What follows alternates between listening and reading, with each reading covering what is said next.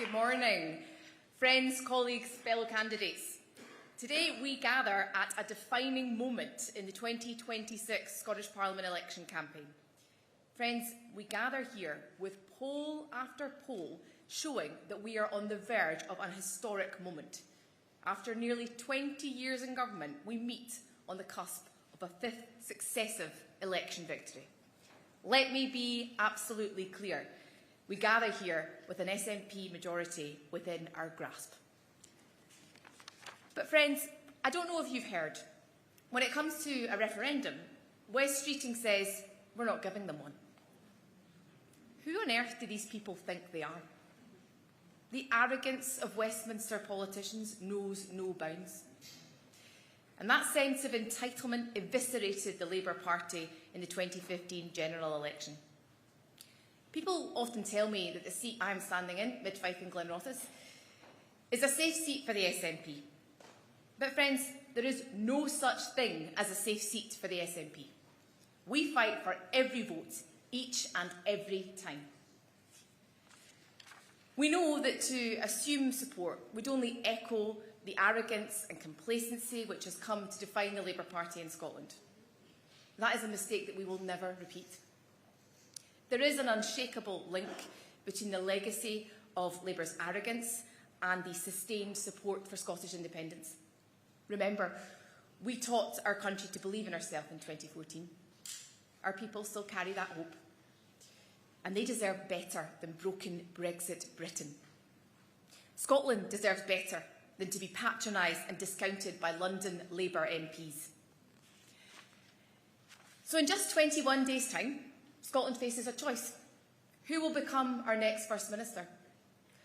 Will it be a man who jokes about people who have had a stroke? Or will it be the one who makes repulsive jokes about gay people? John Swinney stands head and shoulders above these individuals. In the chamber, every Thursday, every week, none can land a blow.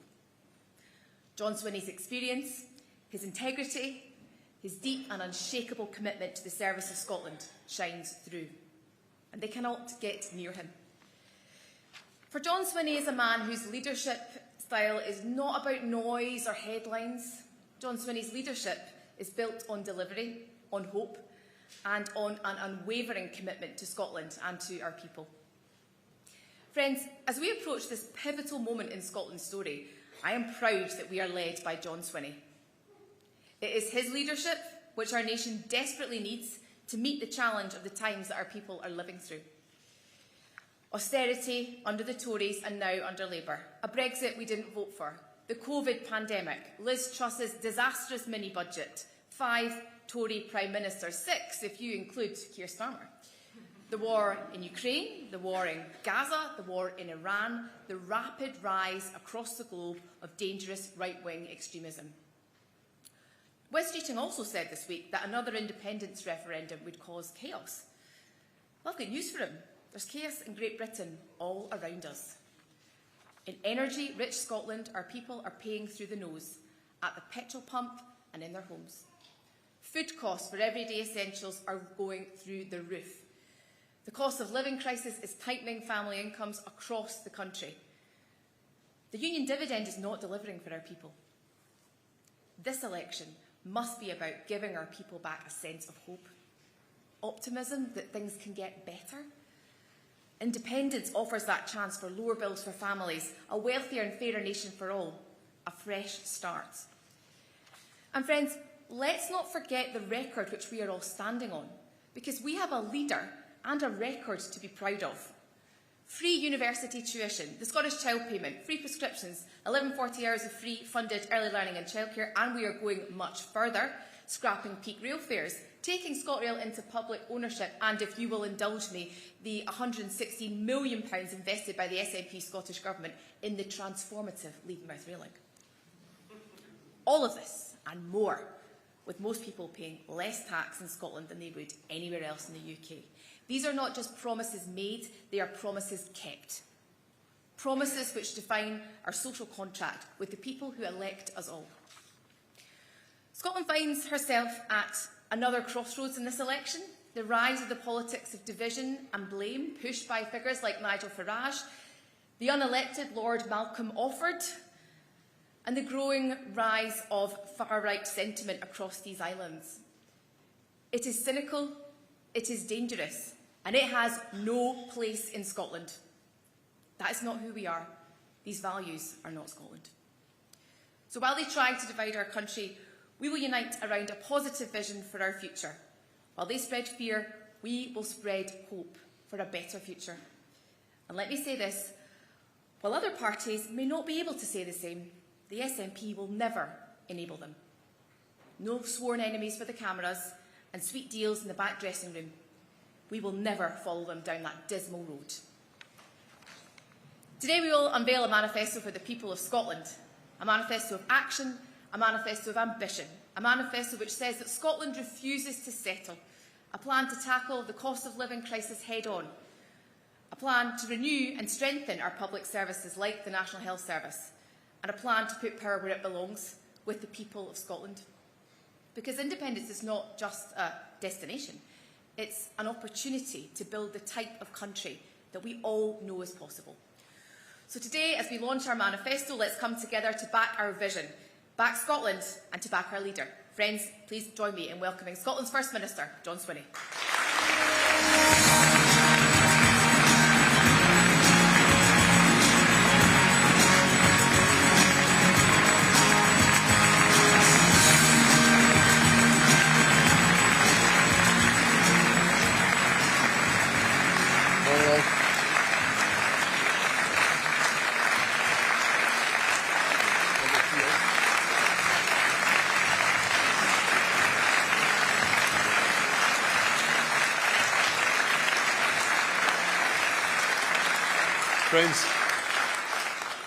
Friends, it's great to be back in Glasgow this morning. A proud city, a welcoming city, an SNP city. We're here today to talk about Scotland's future. Every time I go out on the road, I'm struck by how much we have going for us as a country. So many strengths, so much innovation. We are truly blessed to call Scotland home.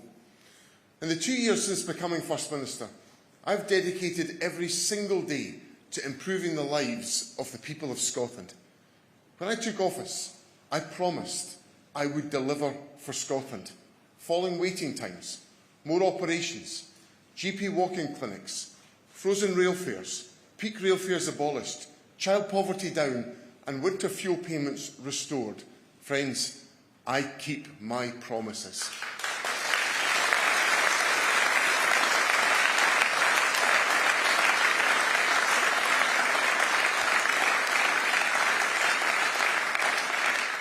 That is my record. It's a record I'm proud to take to the people of Scotland. But make no mistake about it, I am only just getting started.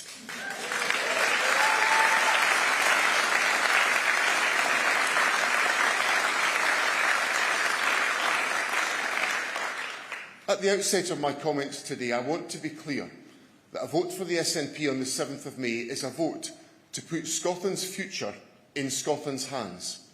For a referendum on independence, where Scotland can make our enormous wealth work for our people. A referendum where bringing down people's energy bills will be on the ballot. A referendum that will allow Scotland to reclaim our place at the heart of Europe, and a referendum that I intend to win.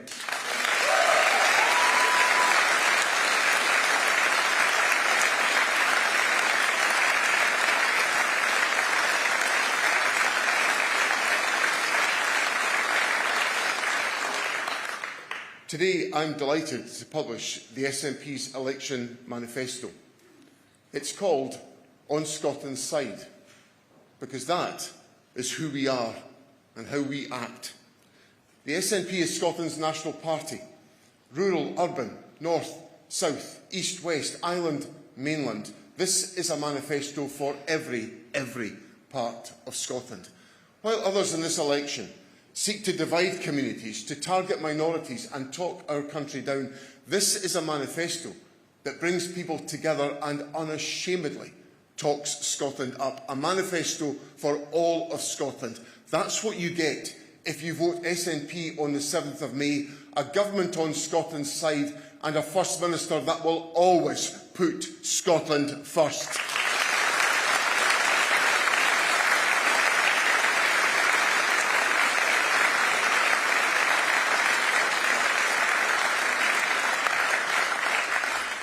Friends, I know that times are tough out there. Food prices have shot up, household bills are soaring, and filling the tank now empties your pocket. In energy-rich Scotland, people can't afford to heat their homes. In a country with more renewable power than we use, our bills are soaring.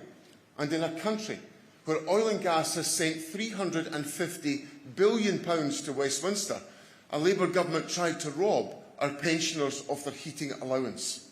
Friends, the problem is not that we don't have the energy. The problem is that Westminster has the power. This election is our opportunity to take those powers and put them into Scotland's hands. Lower bills, more jobs, a greener future. That's what you get when you vote SNP on the 7th of May.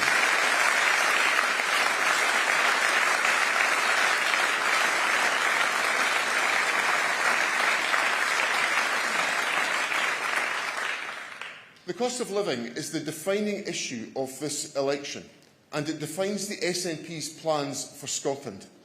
But friends, this cost of living crisis and Westminster's complete failure to get a grip on it demands that we do everything we can.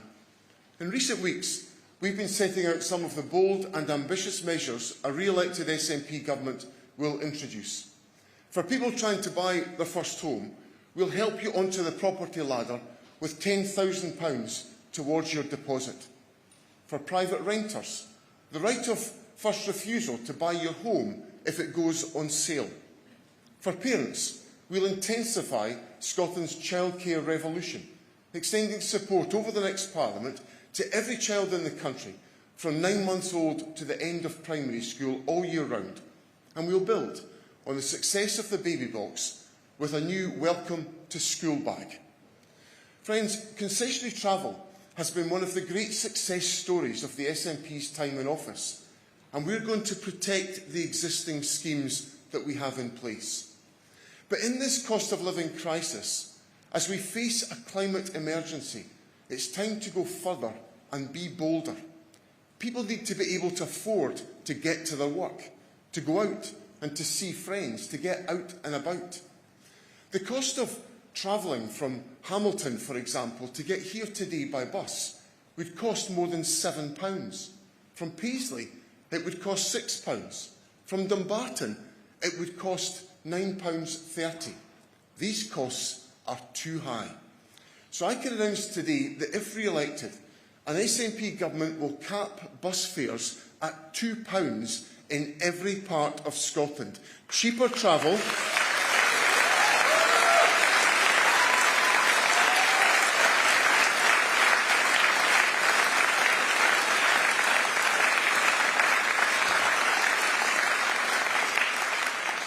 Cheaper travel and more money in your pocket. That's what you get with a government on Scotland's side. That's what you get by voting SNP on the 7th of May.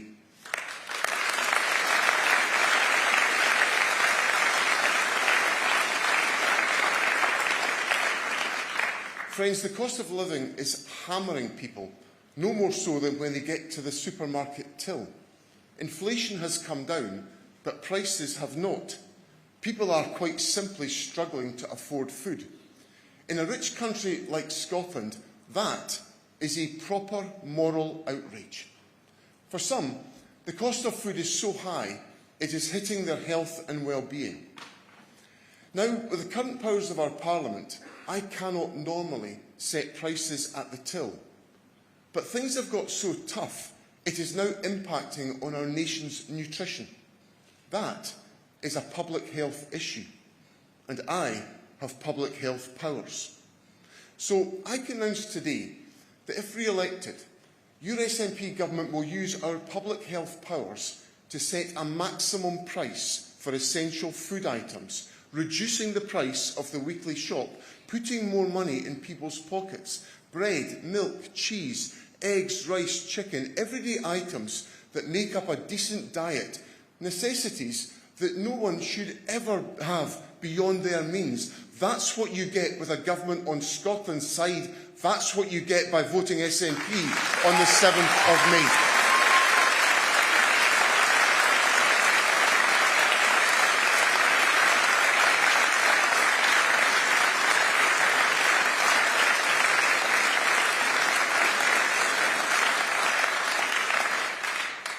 Friends, the National Health Service is our most important public service. We have a plan to make our NHS fit for the future with 3 parts: investment, protection and renewal. Investment that will see every penny of NHS resource consequentials going to health and care. Investment that will deliver a real terms increase in health and care spending. Protection of the NHS principles of comprehensive, universal and free at the point of need. And mark my words, never, ever selling patient data to dodgy billionaires and the palanters of this world.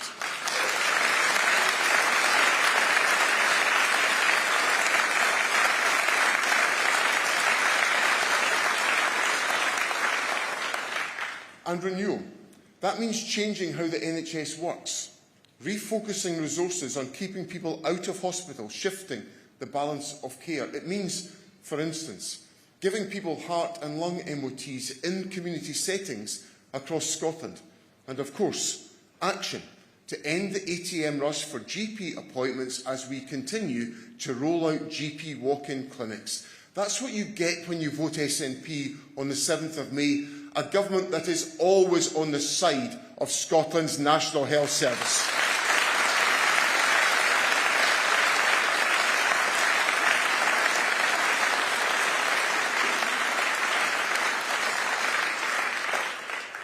Friends, we have a duty to properly fund our National Health Service and all our public services, and we do. Delivering on that duty starts by growing the economy.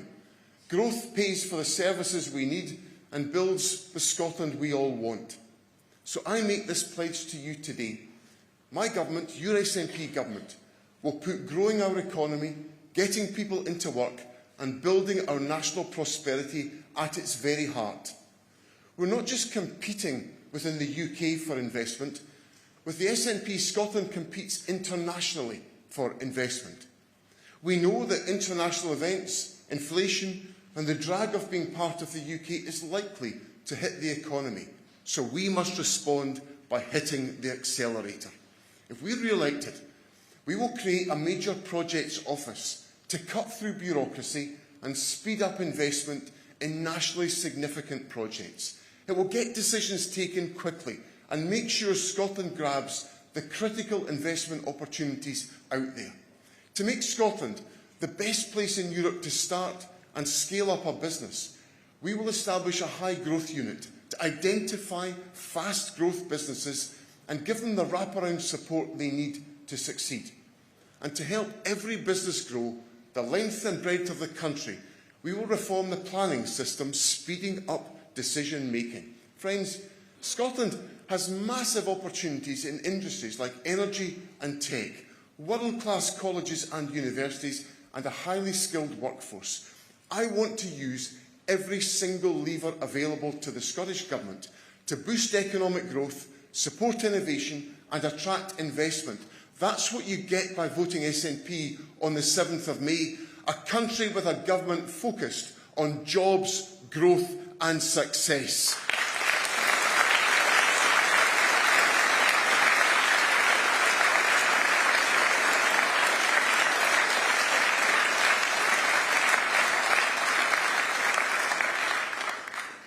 So this is our offer to the people of Scotland.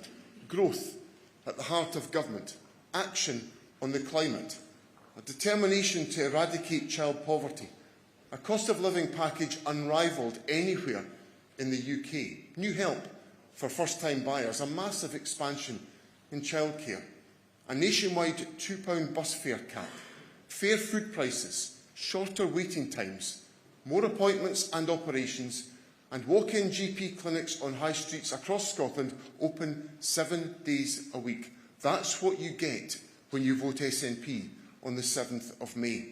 But more than that, a re-elected SNP government will deliver 150,000 apprenticeships, a teacher jobs guarantee, and mobile phones banned in the classroom, investment to improve our roads and fix potholes, a 25% increase in our international development funding, more support for start-ups and scale-up businesses, a £75 million housing fund for our rural and island communities, a vape display ban, a private jet tax, a mansion tax, and the proceeds of ScotWind invested in Scotland's very own wealth fund.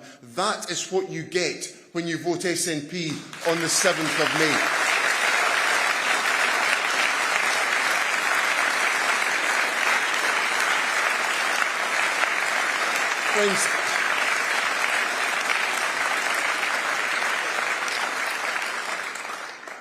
Friends, this is the policy prospectus that the SNP offers the people of Scotland. But I offer more than that. My entire adult life has been spent in the service of this country. I have given that calling my everything. Today, I offer to do more, to serve more, to use all I have learned in leadership to secure the best future for Scotland. These are troubling and uncertain times. The world is riven by conflict. More than 20 years ago, I marched in this city against Labour's illegal war in Iraq. I marched for international law and for the principles of peace and democracy. 20 years later, I stand by those principles. I stand against despots and dictators. I stand against nuclear weapons that have no place on our shores and make us all less safe.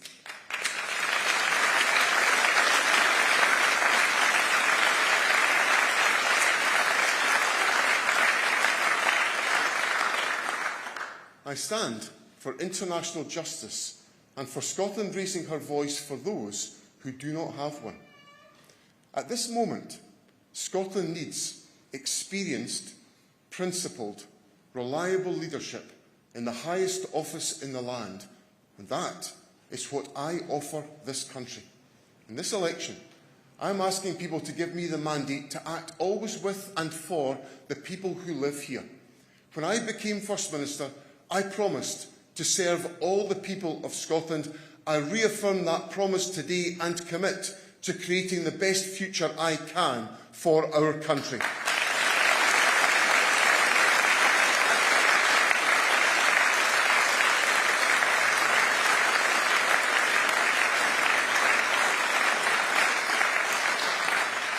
The best future I can with the powers we have right now, stretching them, as I've demonstrated today, to their very limit, but working to build the very best for Scotland with the powers of independence. And that is why my call at this election is for us all to unite. Unite to secure the powers we need. Unite to make Scotland's voice heard.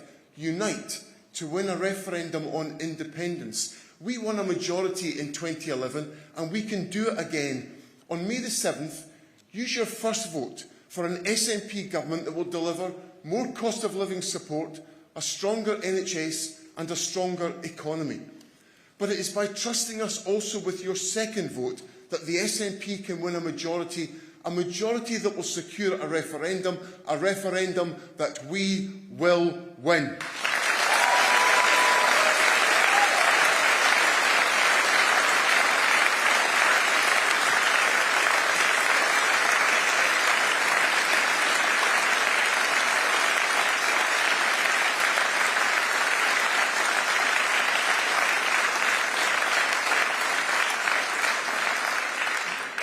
On the 7th of May, vote SNP for a government on Scotland's side. Vote SNP for the trusted, experienced leadership that I offer as First Minister. Vote SNP for bold action on the cost of living and on our health service. Vote SNP for hope over despair and vote SNP to give Scotland a fresh start with independence. Thank you very much.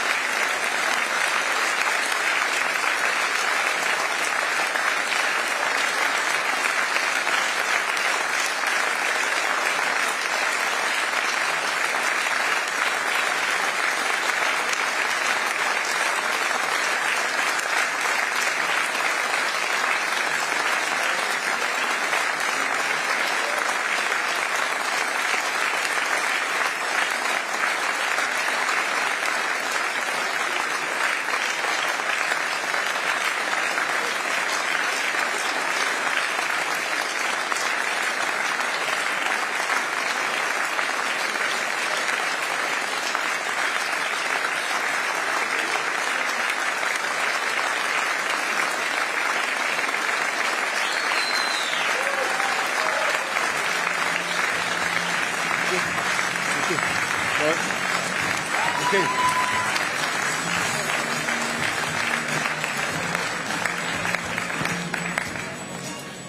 Now, folks, I'm going to take some questions from the media, and I'm going to do some broadcast bids later on. So the broadcasters are not generally on this list, but we'll work our way through them. It'll take me a wee bit of time because there's a lot of journalists with questions today, but I'll deal with them all as they come. So, first of all, can I come to Craig Payton from PA? Craig. Thanks. Oh, hello? Yes. Thanks, First Minister. You've made a fairly comprehensive pledges on income tax in your manifesto. You've said that you want to simplify the system by the end of the Parliament, but you've also committed to not increasing the number of bands or their rates. Does that mean you're going to be cutting bands at the bottom end? We have a 19, 20 and 21% tax rate. Are we going to see those cut? And also, you've pledged to substantially reduce the number of public bodies. What public bodies will you plan to get rid of, and how many people in that process will lose their jobs? Well, I think on that point, Craig, we'll work through a whole series of changes as we set out in the Public Service Reform Strategy last summer to reduce the number of public bodies, and as a consequence of that, there will be a reduction in the number of public servants who are working in the public sector in Scotland. But we put the condition in all of that we would protect frontline staff, because that's how we deliver effectively public services. So the rationalisation that takes place there will be an orderly and incremental programme that we work through to essentially realise the efficiencies that are required in the public finances. In relation to the points on income tax, we've set out some clear commitments on income tax, that we have a fair and progressive system, the most progressive in the United Kingdom, and we'll keep it that way. But we also have to be mindful of the turbulent conditions in which we're operating in, and we have to be mindful of the effects of inflation and other factors on taxpayers. So those will be the factors that I will bear in mind as we work through our commitments, which are given in the manifesto, not to increase the number of bands or their rates over the lifetime of the Parliament. So that's an assurance that I can confidently give to the electorate in Scotland. Can I come to Kirsten Patterson from Holyrood? Kirsten. Hi there. On the measure of a price cap on essential goods, you've set out quite clearly that you would consider that a public health measure. I'm reminded of minimum unit pricing on alcohol, which was also introduced as a public health measure. Its implementation was held up by a lengthy legal challenge. Have you consulted with industry on this measure, and how would you avoid a similar challenge? Well, obviously, we have powers that we are entitled to exercise if we have a rational basis for so doing. And the degree of pressure there is now on the affordability of essential items that make up a nutritious diet, which is then a public health issue, is a question which I believe gives us the ability and the legitimacy to take forward that policy step. Now, obviously, that has to be the subject of consultation with all interested parties, because that's the process government has to go through on that. This is an election. We are setting out the things we're going to do, and we obviously have to consult fully and properly. There is, of course, also the additional dimension of the Internal Market Act of the United Kingdom, which is a relevant factor, which you'll be familiar with the view I have that I don't support the Internal Market Act. I think it erodes the exercise of devolved powers. So I'm making it clear in the manifesto that the UK government has a dimension here that I want to make sure they do not use to undermine the exercise of our properly constituted public health powers. Now, the way this would work is that it would not control all prices in supermarkets. It would place an obligation on supermarkets, and principally larger supermarkets, to have an essential basket of items that individuals could reliably afford within the supermarket. So a loaf of bread at an affordable level, but there could be other loaves of bread that were more expensive than that loaf of bread. But fundamentally, it is about using our powers to protect the pursuit of a nutritious diet by members of the public and a legitimate exercise of our powers. Can I come now to Dan Sanderson from the Times? Dan. Thanks, First Minister. You just mentioned a loaf of bread and you wanted to bring that to affordable levels. I was just looking at the Aldi website. You can get a loaf of bread for 55p, 15 eggs, £2.15, a kilo of rice, £1.39, 2 pints of milk, £1.20, a kilo of chicken wings, £2.15. I mean, aren't these items cheap already? And can you give us any specifics on how much lower you'd want them to be? So if a loaf of bread is 55p now, how much would it be if this system came in? I think people are struggling to buy an adequate shop that they can that will support their families. Such as the pressure on individuals, they are having to pursue steps. I visited yesterday a food hub in Maybole, part of a wonderful community project. But people are using that because they are absolutely struggling to make ends meet. So what we would consult upon is a reasonable basis of ensuring there were in place a collection of items that would allow people to obtain a nutritious shopping that would allow them to provide for their families. And that's a legitimate exercise of the public health powers of the Scottish Government. Now, I'm not going to specify individual prices today. That's the subject to consultation and also about dialogue with individuals and with industry about the financial circumstances people and companies face. But that it is the exercise of that legitimate role to ensure that we have in place measures that support people who are struggling financially in our society. Can I come to Susanna Blair of EFE News? Susanna, yes. First Minister, you said on Sunday that independence referendum could be held as soon as 2028. How realistic is that timeline in practice? I think it's very realistic because I've set out to people in Scotland the proposition that I put, that if the SNP wins a majority, we should be able to take forward a referendum on independence. And the legislation is legislation with which we are familiar. It can be passed by the Scottish Parliament in proper order to enable that decision to be taken at that time. So I think the timescale is entirely realistic. Seven Carell, The Guardian. Seth. Thank you, Mr Swinney. You've again raised this question about lowering energy prices, making that central to your campaign. But precisely how? You're not planning to do a Venezuela and nationalise oil and gas. Oil and gas prices and electricity prices are set internationally. Scotland, even after independence, would remain part of a European interconnected energy network. So how exactly would an independent Scotland, or even a Scottish Government pre-independence, stop energy prices from rising and control them? Well, one of the issues that is within the control of the United Kingdom Government, or the policy arrangements are under the control of the United Kingdom Government, is about the setting of the price of electricity by the price of gas. And that's a choice. So there's just one example of how powers could be exercised in a different way, which the UK Government is not currently doing, to ensure that individuals are not facing the type of bills that they are facing for their energy costs. and their energy costs are astronomical at the present moment. So there is plenty of scope to exercise control. And of course the other issue is that Scotland is a country today that is producing more energy than we actually require. We're producing more renewable energy than we require. We're producing 2.5 times the gas that we require. And these are, so the issues that we face are not a shortage of energy.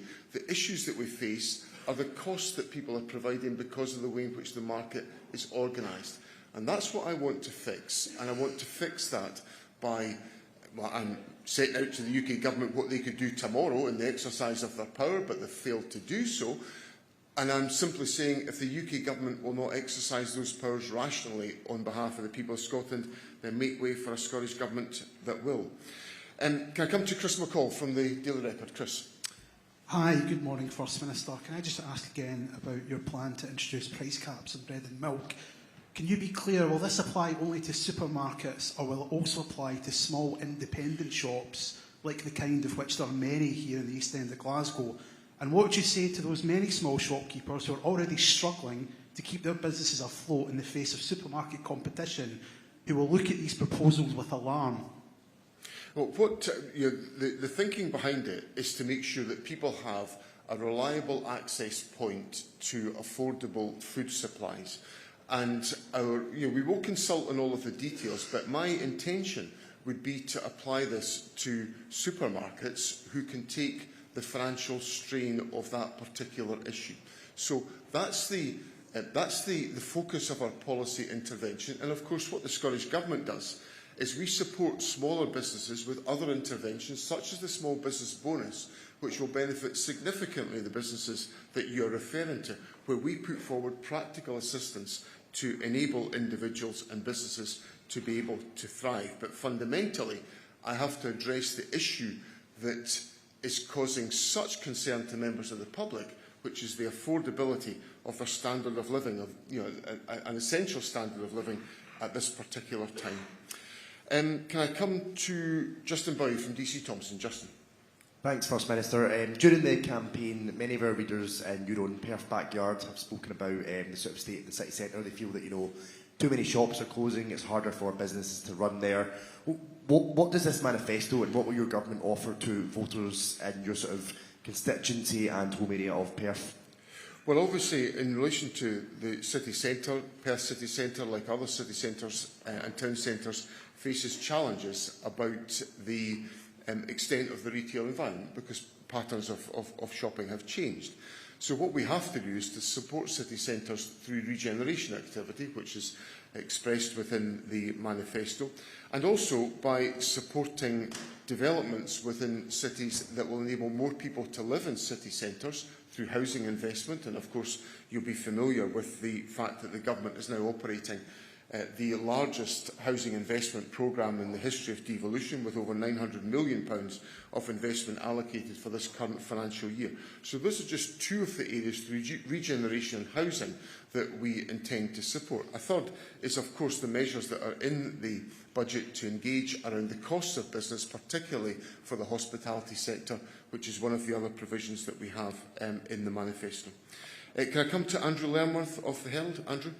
Thanks, First Minister. Can I ask about the basic income for artists? Do we have any number on how many people will be able to apply? In Ireland, there were 2,000 of those salaries available, but 9,000 people applied, so interested to know what the process will be.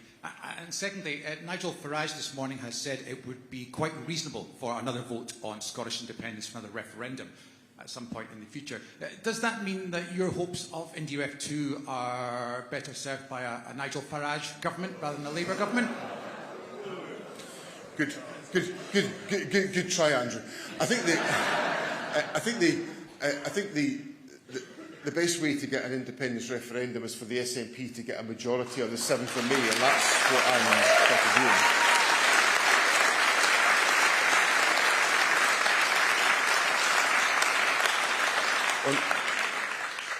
On the issue about the basic income from artists, obviously we'll engage with the cultural community. We've made so much progress and headway in our dialogue with the cultural community, and I want to make sure that the development of these proposals is in accordance with the aspirations and thinking of the artistic community. Obviously, that will drive how many individuals can be supported, because it will determine how much support is available for each individual. But we will engage constructively to get the answers to those points, given the in principle policy commitment in the manifesto.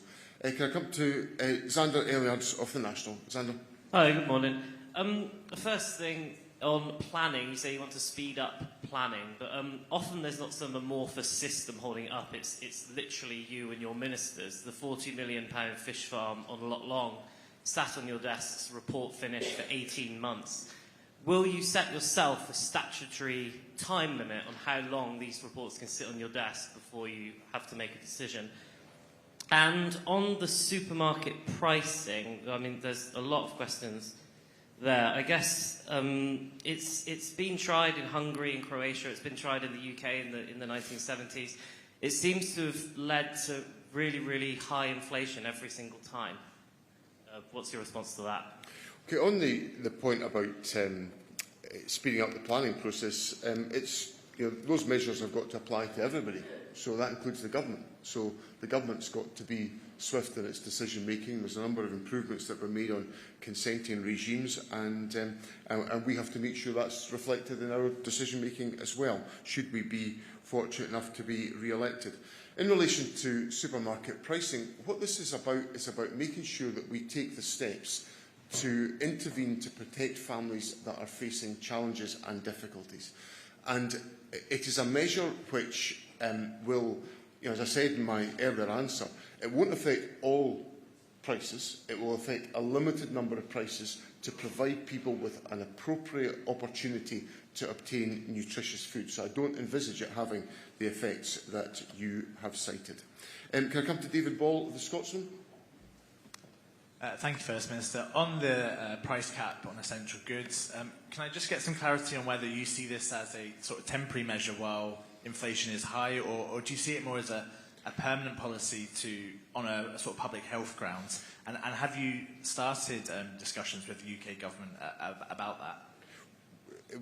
Well, and let's just say dialogue with the UK government is a little bit threadbare just now during an election campaign, if I could just put it as delicately as that. But should the public support us, we will embark on that right away. Of course we will.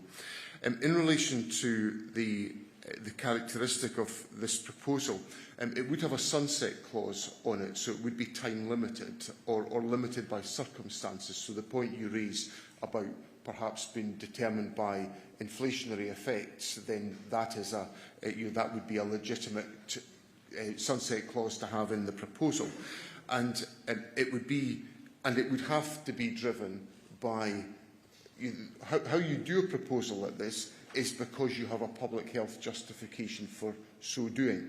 So you have to be constantly confident that you have a public health basis for so acting, and therefore the sunset clause point with various conditions applied to it is the relevant point to consider there. Can I come to Simeon Kerr from the FT? Thanks, First Minister. Regarding housing, you talk about a need to reform planning, but that's been an issue that's been hanging around for a long time. Your political rivals are coming up with targets in terms of new house building. They're talking about specifics about reforming MPF4 in terms of reintroducing a presumption in favour of house building. Surely voters who are worried about homelessness and worried about economic growth are going to look at your rivals' prospectuses and see that as giving more ambition for the future of Scotland. Well, I think what people will see is that, and if you look at the most recent data, this is all demonstrable, the level of consents and starts is rising significantly in Scotland, and that's a consequence of the changes that have been brought forward by Mary McCallan. And then the legislative changes that we've made in the housing bill enable that further, and that's all in the statute book.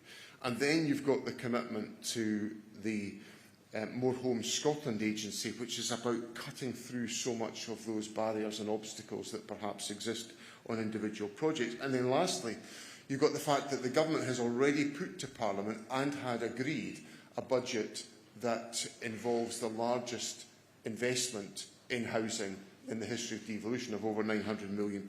So I think that gives people confidence that the direction of travel under the SNP government is very robust. And I would also point out that over the lifetime of the SNP government, on average, we have constructed more affordable housing on average per year over the lifetime of our government than was the case in the preceding 8 years of the Labour and Liberal executive. I know it's a long time ago, but the data is still relevant, and we've actually built more houses per head of population than in that time. Can I come to Michael Blackley, Daily Mail? Michael.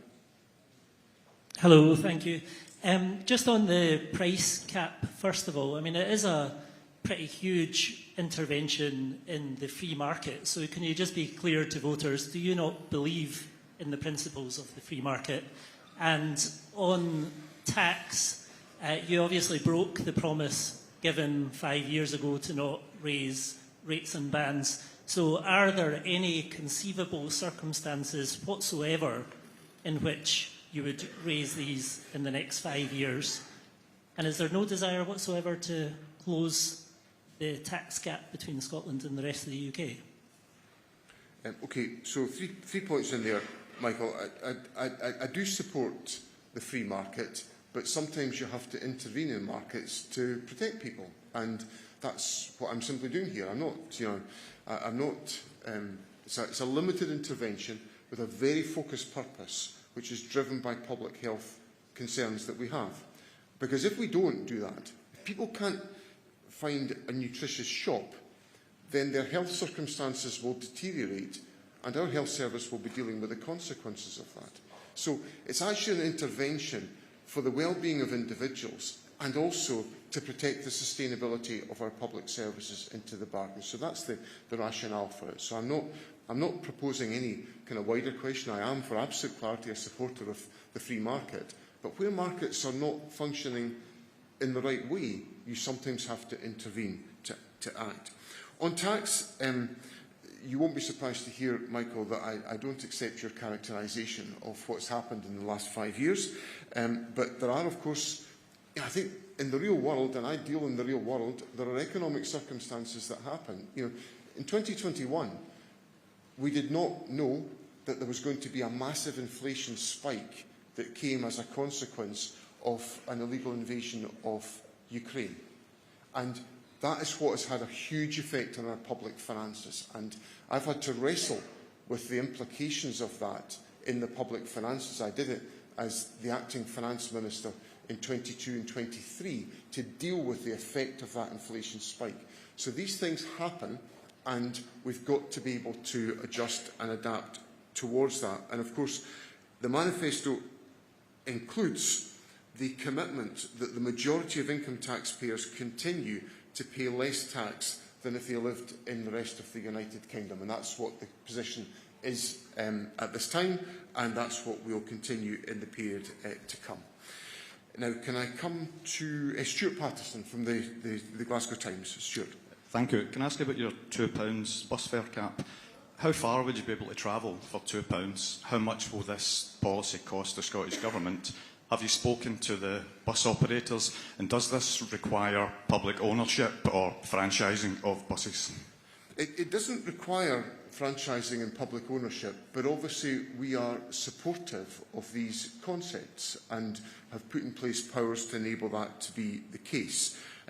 There's costings being made available of what we estimate to be the costs, and in relation to the fare cap, it would be for a particular journey. So it's in relation to some of the costs that I set out as to what would one individual journey cost in this context rather than the current context as to how it would be applied. Can I come to Andrew MacDonald from Politico? Apologies if I've missed it, because we only had about 10 minutes or so to go through the manifesto before you stood up. But I can't find any language in there on your policy on a presumption against new oil and gas projects in the North Sea. Is that confirmation that that policy has been dropped, and will you now say whether you support the approval of the new oil and gas fields at Jackdaw and Rosebank. And a quick second one, if I can. Have you made such a big deal out of the Lord Offord and Anna Sarwar scuffle the other night because you're actually nervous that they might deprive you of a majority? Well, on that point, I'd simply point out that I was an observer of the scuffle. And I think the best way to deal with that particular issue is to elect a majority of SNP MSPs, because that will lock reform out of our politics.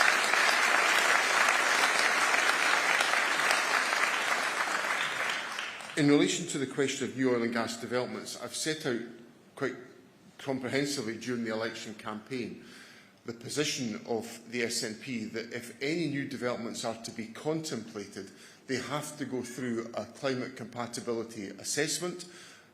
That has to determine the impact of the whole exercise of any developments in comparison to the ongoing use of oil and gas, which we're obviously going to be dealing with in the period that lies ahead, even though we are making our journey to net zero. And then we also, in the process, have to take into account questions in relation to security of energy supply. So these are the rational considerations that have to go into any consideration of these particular issues. Can I come to Simon Johnson now from the Telegraph? Simon. Thank you, First Minister. Yeah, my dad worked for the Milk Marketing Board for 30 years, so for my sins, I have an idea of how this works. And if you're cutting the price of things like milk, butter and cheese, then the obvious danger is the supermarkets are just going to cut what they give to farmers. Yeah. I know that your manifesto says you'll monitor this, but there is a clear danger from doing this that you will put farmers out of business. And just following up on Chris's question, if the price cap applies in supermarkets but not in small corner shops, isn't the danger that more people choose to shop in supermarkets and therefore the corner shops go out of business? Thanks. On your first point, there is, and we acknowledge in the manifesto text the issue that relates to the relationship between supermarkets and farmers, and we obviously work very hard to try to protect the interests of the farming community. Yesterday I was discussing many of these issues on a visit to a farmer in the Kilmarnock area, so I'm obviously representing rural Scotland for the last 29 years. I'm very, very familiar with these questions. So as part of devising this approach, we have to ensure that those consequences are not foreseen, and that's exactly what we will do. I would point out, of course, in the current environment, it's quite a hard job for farmers to be protected from supermarkets acting on their own within the free market, as one of your colleagues was asking me about. So it's a live issue, and we have to design a scheme and an approach which takes that into account. And in relation to smaller businesses, I suppose what I said to Chris McCall is relevant here, that we are acting to support smaller businesses, to support their sustainability. And this is just one question which would be pursued at the margins of the activity of the retail sector. Can I come to Mark McLaughlin from The Sun? Good morning. You opened your speech saying, friends, I keep my promises. From previous manifestos, free school meals for primary pupils, free laptop for every child, free bikes, 3,500 more teachers, scrap the council tax, primary school sizes of 18, increase NHS activity above pre-pandemic levels. What happened to those promises, and why should Scots believe these promises? Well, I think some of your government involves you confronting some changing circumstances that you face. So let's take a couple of the things you mentioned. The abolition of the council tax. I'm afraid Parliament wasn't prepared to support that. And we live in a democracy, and if Parliament's not prepared to go along with our proposals, it is difficult for us to enact those proposals. It's not difficult, it's impossible to enact those proposals. And then when it comes to some of the issues around the financing of the last Parliament was turned on its head by the implications of the COVID pandemic, followed by the inflation spike that took place after the war in Ukraine. Now, inflation generally, like for most of the last, 40 years or so, inflation has been a relatively benign factor in our society. And in 2022 and 2023, it became a punishingly disruptive factor within our public finances. And that is what makes things challenging. But some of the examples that I cited, so, last May, I stood in front of Parliament and said I'd abolished peak rail fares, and by September I'd abolished peak rail fares. We said that we would expand early learning and childcare from the miserly 412 hours that we inherited from the Labour Liberal Executive in 2007 to 1,140, and we've done that. So I think people can be confident that I deliver on my promises. David Walker from the Express. David. Morning, First Minister. On your price cap on essential goods, in 2023 your Westminster leader asked UK government to do this, but if you've had the powers to do this for 3 years, why have you not acted till now? And secondly, on independence, you still haven't set out exactly how you're going to get a referendum. If UK government say no, which is likely to happen, West Streeton will say no, Stamford will say no, so how will you actually get a referendum? Okay, well, on the question of the price cap, I'm setting out our proposals now in the context that we're operating in, and I judge the evidence base exists for us to be able to take forward that power, exercising our public health powers. And we've got to have the justification for doing that and the evidence to do that, and I believe that we now have the basis for doing that. And on the question of the referendum, I take, and I set this out very openly, I set it out at the beginning of my speech, I set it out very openly in the manifesto, that the people of Scotland have a right to decide their own constitutional future. This is a voluntary union. It was even the Channel 4 debate on Tuesday night. Anna Sawar said that we live in a voluntary union. I heard him, he was standing right beside me. And that is a fundamental point in this discussion. And in 2011, it was accepted when the SNP won a majority, Scotland got a referendum. And that's exactly the precedent I want to rely upon. Right, the last question in this session is going to be from Isla Barker of Broadcasting Scotland. Isla. Hello. So I just wanted to ask, what lessons could the SNP learn from the Hungarian election on keeping the far right out of power in this upcoming election? I think the key lesson is that you've got to stand up to the far right openly, strongly, setting out your values, saying how you take how you apply your values to all of your decisions. And my values are for a tolerant, inclusive, welcoming Scotland. That's the antithesis of what reform and the far right represent in Scotland. And I make it abundantly clear today that under no circumstances will I engage in any cooperation or collaboration with reform in any way, shape or form in the next Parliament, and I think it would be a good thing if other people were much clearer on that question than I'm being.